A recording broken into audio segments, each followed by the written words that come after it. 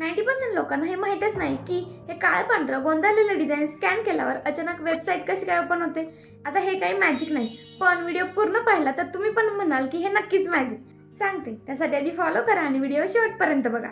तर QR म्हणजे quick response. हो, क्विक, जे आपण कधीच नसतो. हा बेसिकली एक 2D बारकोड असतो जो माहिती स्टोअर करतो. Link, text, number, wifi password सगळं.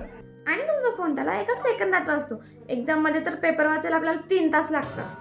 ह्यात काय लपलेलं असतं तर आत असतात tiny black and white squares. हे म्हणजे 0 आणि 1 बायनरी कोड्स असतात. कॉर्नरला असतात 3 स्क्वेअर्स जे कॅमेराला सांगतात इकडून स्कॅन कर, उलट धरू नकोस. जसं की आपण आईला फोटो काढताना सांगतो लँडस्केपमध्ये काढ.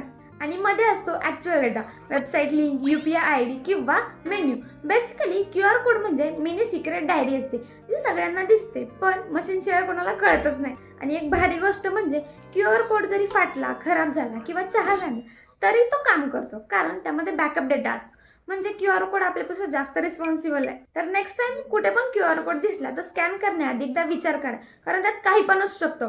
डिस्काउंट पण आणि स्कॅम पण. सेफ राहा, स्मार्ट बना आणि रँडम QR कोड स्कॅन करणं बंद करा. जसं की मी टॉक्सिक पीपल स्कॅन करणं बंद केलंय.